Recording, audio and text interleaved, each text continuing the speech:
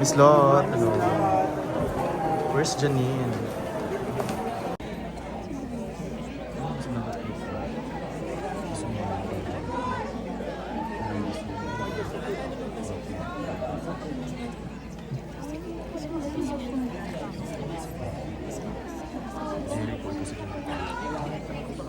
Sila naman.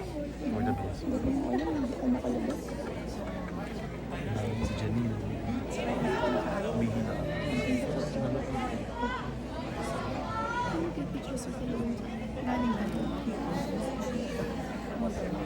Hindi, mamaya pa. Mamaya sila na ito. Check mic, check mic. Hello, everyone. Yes, we have a song number for everyone No, not me. that we have prepared. No, thank you. It's called Apatid. Kaya mo yan? Kaya. Putsun. Yes. Utto. Thank you for writing that joke. Everyone still okay pa tayo? Okay, after these very wonderful photos, we'd like Receiving the trophy for the Guillermo Foundation is Dr. Jamie Remoquillo.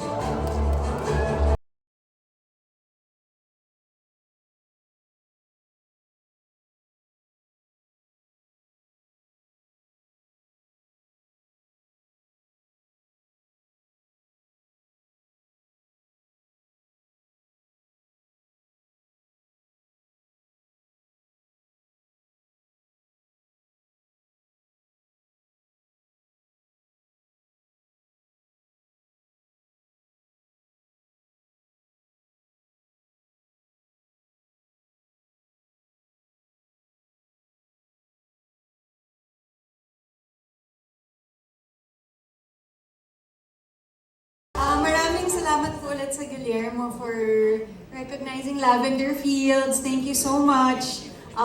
Of course, success po ito ng Dreamscape at isa ito sa mga last brainchild ni Sir Deo. So, Sir Deo, this is for you. And of course, Miss Kylie, Miss Hazel, yung buong team ng Lavender Fields. Siyempre sa mga director namin, Direk Manny Palo and Direk Jojo Sagin. And of course, kay Ate Jody.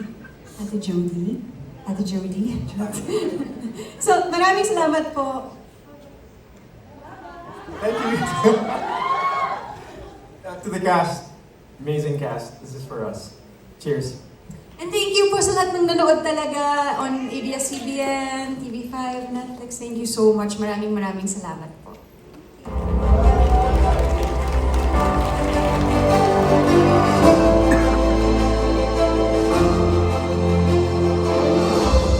Alam mo, Christian, it really feels great when we get to recognize our seasoned actors who have been the strongest.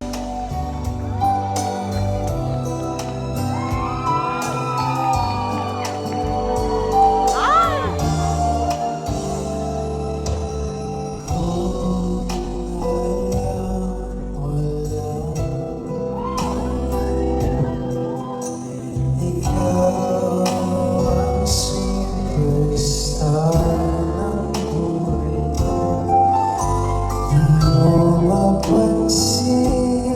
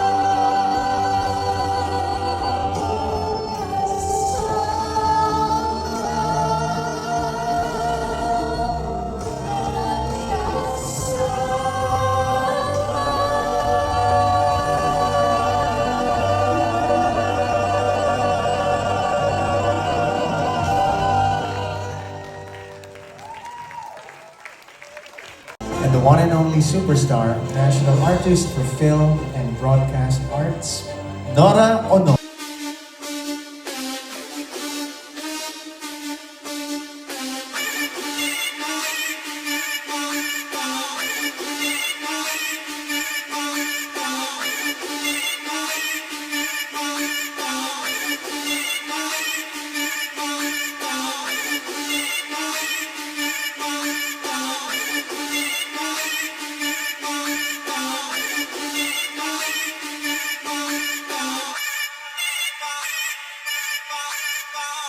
Magandang gabi po sa inyong lahat.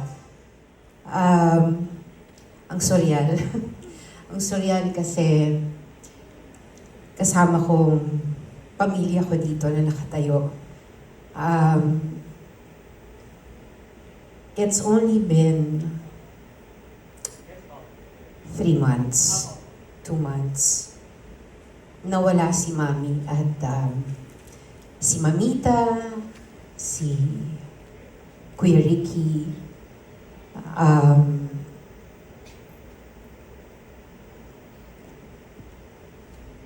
pero hanggang ngayon, kagaya ng mami ko, patuloy niyo po siyang binibigyan parangal. Salamat. Thank you. Simula nung nabubuhay siya, ang Guillermo Mendoza Memorial Award ay parte na ng buhay niya. Hanggang ngayon, wala na siya, hindi na natin siya kapiling, andito pa rin kayo para sa mami ko. Guillermo Mendoza Memorial Award. Maraming salamat sa parangal at pagkilala sa trabaho ng mami ko ng ilang dekada na ibinigay niya dito sa industriya natin. Maraming salamat. Naway, ang buhay ng mami ko, ang sining niya, ang pagmamahal niya sa industriya ay magsilbing inspirasyon sa lahat na nagsisimula at patuloy na nandito at lumalaban sa ating industriya. Naway, ang buhay niya ay magsilbing inspirasyon na kahit sino ay pwedeng makamit ang kanilang pangarap basta patuloy na magsusumikap at talagang marunong makipagkapwa-tao at totoo sa sarili at laging marunong tumanaw ng utang na loob.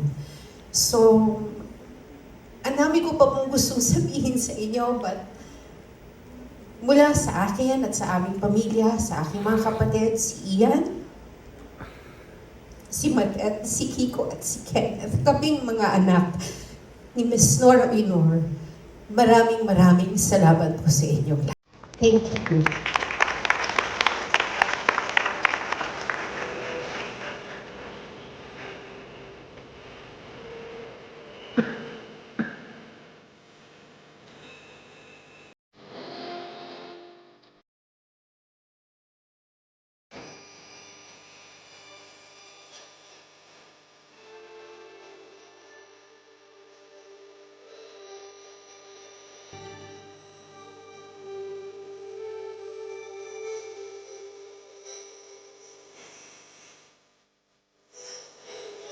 The Ritz and Princess of Philippine Cinema will be crowned next when we return for the 53rd Box Office Entertainment Award. Entertainment industry. One of these iconic awards is the Corazon Samaniego Lifetime Achievement Award. It is named after the founder and heart of the Guillermo Foundation. Corazon Samaniego. This award is in honor of her, the Box Office Entertainment Awards Grand Matriarch who had loved unconditionally the Guillermo Foundation and its scholars. When she passed away, this Lifetime Achievement Award was born in her name. And this year's awardee embodies this award, having been as successful as a singer, television actor, and a box office king. A career that has spanned for more than 50 years, from more than 100 films to his credit, which includes 1972's top grosser And God Smiled at Me, which won for him the 1973 Box Office King, crown to 2024's Uninvited, more than 50 remarkable roles on television, which became part of Filipino households for more than 3 generations. He is also a singer and a dancer with 11 albums from Tirso Cruz III to Pip Dimension. He is the other half of local cinema's first phenomenal love team, Guy and Pip. Truly an all-time favorite actor with numerous Best Actor and Best Supporting Actor trophies tucked in his belt. Almost 6 decades of quality portrayal, high degree of professionalism, and giving us the best films and TV programs to watch. These are enough reasons to recognize him as a Corazon Samaniego Lifetime Achievement Awardee, Mr. Tirso Cruz III. Presenting the trophy for the Guillermo Foundation is Dr. Rene Samaniego.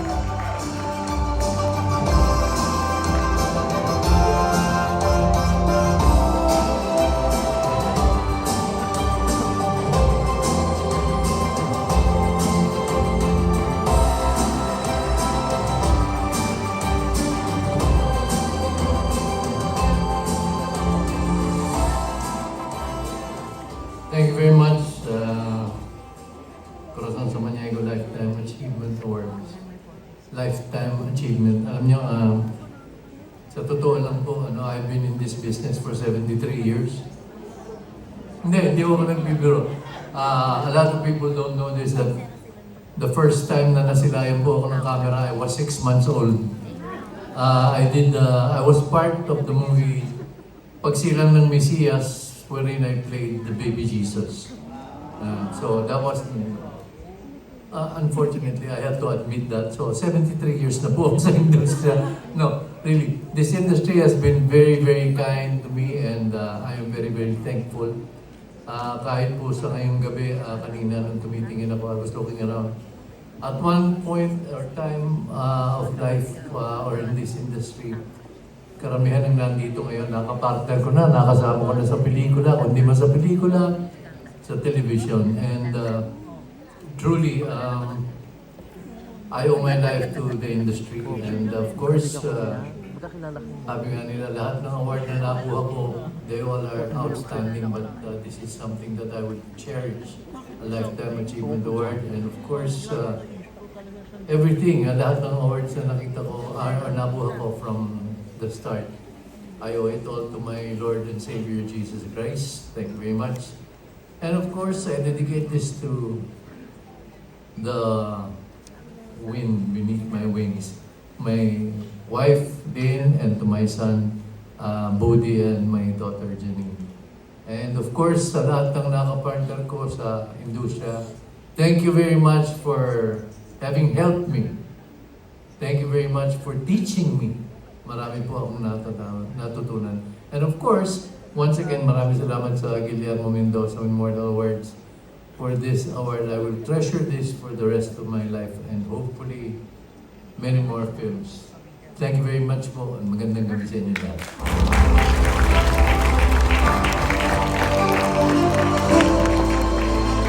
A musical tribute that would melt everyone's heart when the 53rd Box Office Miss Jackie Lou, Dr.